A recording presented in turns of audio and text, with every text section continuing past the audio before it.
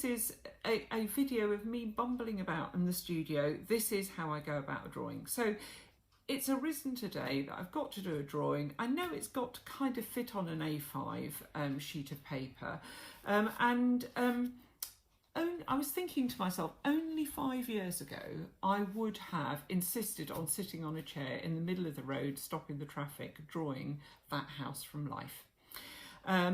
And now with the kind of photographs you can take on an iPad, it's not so necessary to do that, because there's a definite difference between a photograph that you take on a camera where the perspective has all been closed down, and a photograph that you take on your iPad, which is calculating the image to be more like you would draw it. Because when you draw it, you pull things out, don't you? And you open out the perspective so you can see everything properly. So you may have done my standard demonstration of that, where you try to draw the cylinder from the cube, and if you actually open the top of the cube out, if you create a bit of curved perspective in the top of the cube, the cylinder actually becomes, or the cup becomes, more open, and you actually can see in the top of it.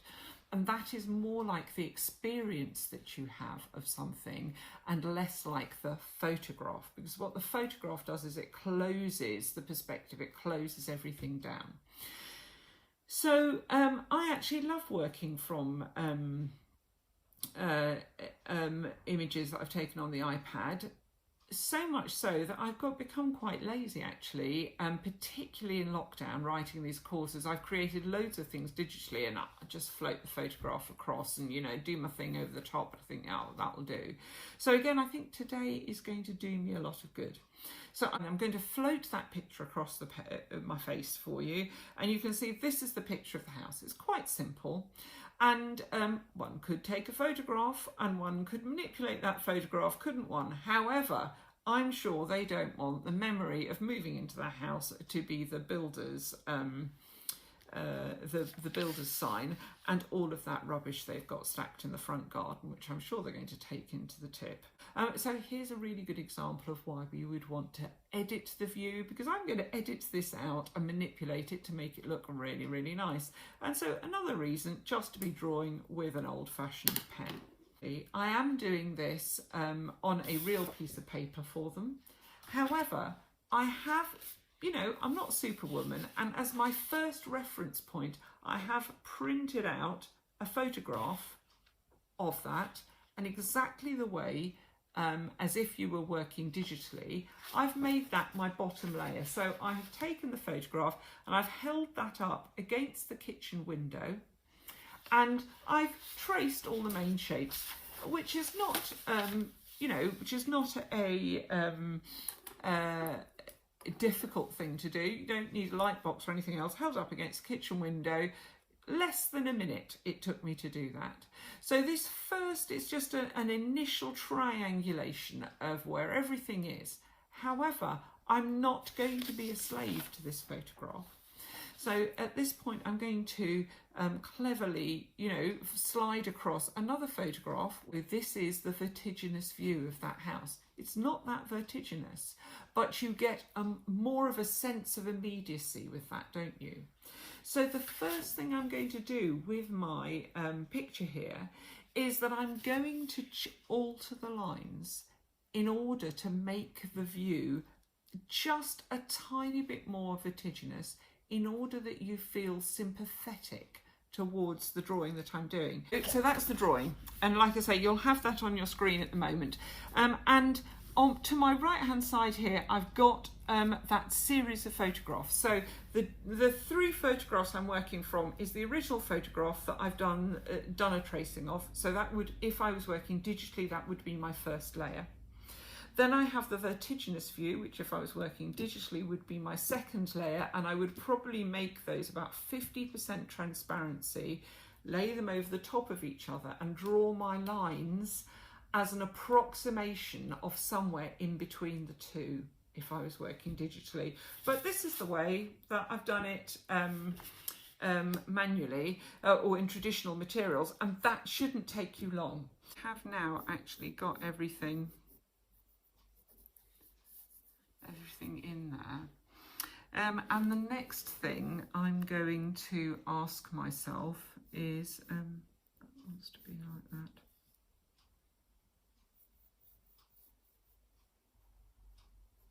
This bottom bit from memory, but I seem to remember. So that's the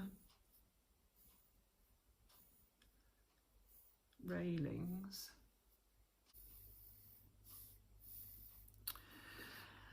And then I've got these dark layered bricks here,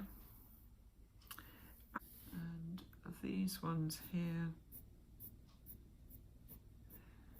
Yeah, it's interesting because for once the area between the bricks, the grouting on these, it's not grouting, isn't it? It's the pointing, is darker than the bricks, which isn't normally the case, is it? Here I'm going to have to get another piece of paper. Let me get my scrap piece of paper from over here with my list of things that I'm going to do on it. I just don't want to waste paper. I could be, so here is a reason where I need to create a, do I want to do my bricks like this?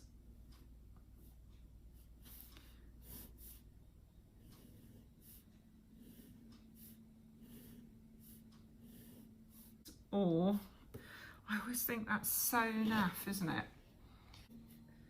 Yeah, that would be the basket weaving house. So that one's definitely out. And let's have another look. Oh, I wonder if you're actually able to see that. Let's get that in the middle.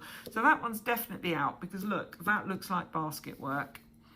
And this one I think is just going to look too naff. You know, that's... So the other thing that I can say to you here is I would now count the number of bricks, and I'm counting the number of bricks between here and here. I actually work logically to try to get the smallest possible areas I can in here without the drawing just becoming so dense that it becomes muddled. So what have I got? I've got 3 times, so instead of 18 courses of bricks, I'm going to probably have 12 here. Maybe I've made that a tiny bit. I think that's probably okay. One of its distinguishing features is that some of the bricks go like that, and some of them are wider. Yeah. So here I have worked out the patterns and the underlying structure of everything. And if you're doing something like architecture, you are working out what the patterns are, what the proportions are, and you're being a little bit more specific.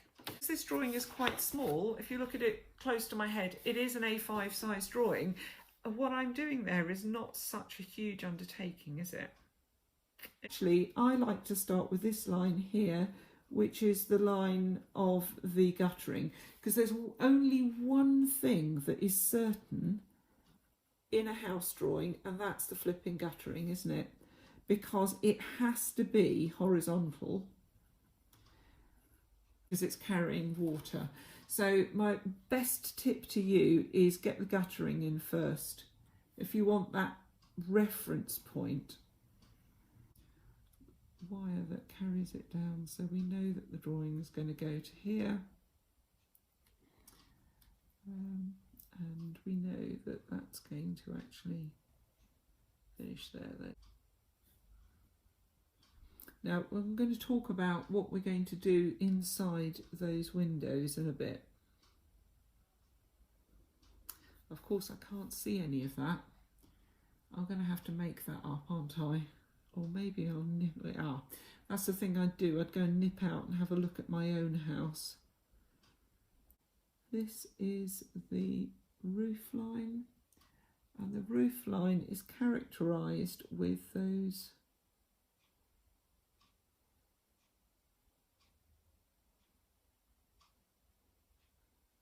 there's a nice detail I've managed to include, and by putting a lot of texture on the roof, again, I'm not using continuous lines here, because as soon as you begin to use continuous lines, you've defined a shape, haven't you?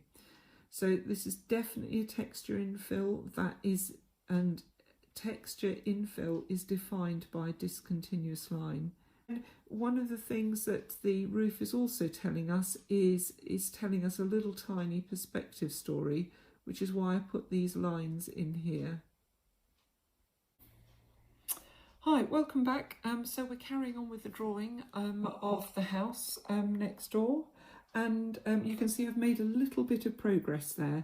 So one of the things I'm doing is I'm telling the story of what's happening in each of the windows. And we have lots of trees opposite the house, and you can see those trees in the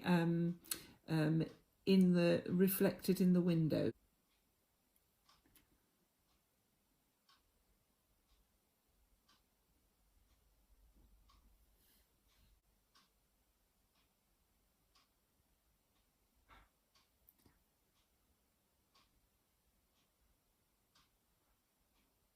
I think I might start in the middle. So I'm going to turn the video off in a minute, because you don't need to watch me doing this for hours and hours and hours, but I'm going to create the texture of the bricks just by using dots.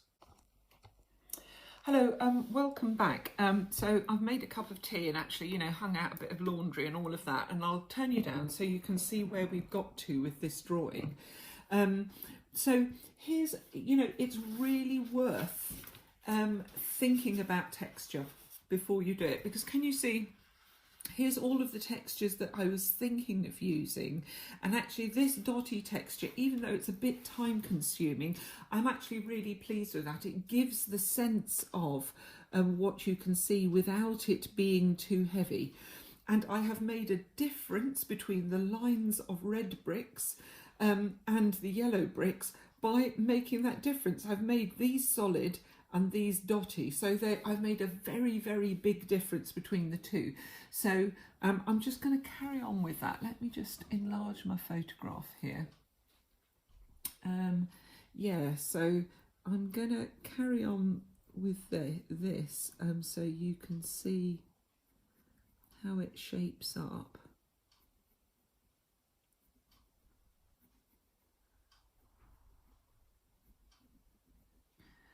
And then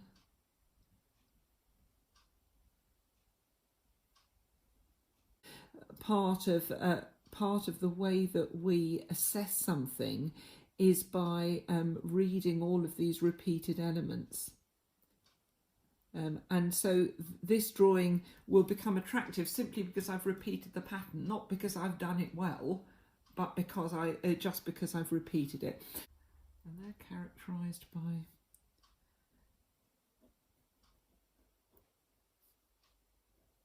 very dark things behind.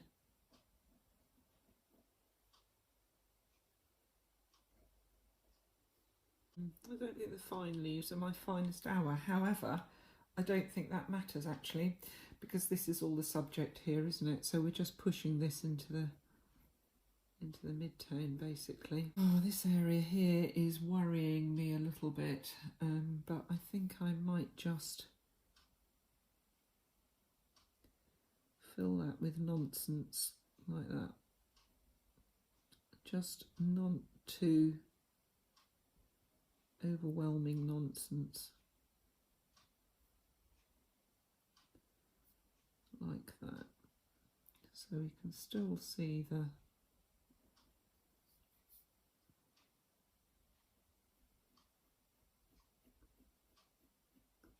yeah, there you go. And because we filled the rest of that with enough visual traction, I don't think anybody is going to ask what's happened here, because you're going to read the railings and the window and you're never going to ask yourself, why hasn't she resolved the bit in the middle? Hello, I'll turn you down. Look, I have nearly finished this. So I'm at the stage, I've done all of the things that I'm going to do. The only thing now is that there's a higher level of grayscale here because of all of those pencil marks. Okay, so the ink's dried. I've given it a good rub with the rubber. I just saw another bit there. Making a decision about which colour we're going to use, and the actual colour of the door is quite dark, and we would maybe use this would maybe be the accurate colour, but if you look at it in conjunction with the drawing, it's going to make the drawing really, really dull. So I've got to make up my mind about which colour I'm going to use to try and I want this green to be a more hopeful green than the actual. Why do they make doors such terrible colours? To be a slightly more hopeful green. Can you see that is a more hopeful green than that one? And there's a bluer green here. I've had to go across all of my sets of colours actually. So I've even got my gigantic set which has got all the colours imaginable in it. That's actually quite a nice green as well, isn't it? Which one am I going to choose? Is it going to be the bluer green or the greener green? I think the greener green. I think actually I am going to go for the bluer green because the greener green is definitely would make it look more like leaves. So I'm just going to put one layer of colour on there, and I'm going for this bluer green here, and I'm literally going to just do the door like this. Oh yes, actually I like that. That is definitely what I would describe as a hopeful green. And I like the fact that I've chosen the bluer one actually. I think the actual green of the door is a slightly bluer green so that it doesn't look camouflaged. It actually looks. And this is watercolour, so really to get the best effect you can't add a second layer over the top of it. So I'm just going to try and get the colour. Oh, doesn't that sing now? Actually that looks really hopeful and nice, doesn't it? Oh yeah, yeah. And if you're doing the architecture class, that thing about the front doors was supposed to give you exactly this type of drawing. I forget which part of the architecture class it is, but you know, we do that thing about doors, and that was supposed to give you exactly the you know, that's exactly the sort of drawing that I thought you might create with that. Right, I'm really pleased with that. The next step is to make sure I've left the watercolour to dry properly. Okay, thank you for watching.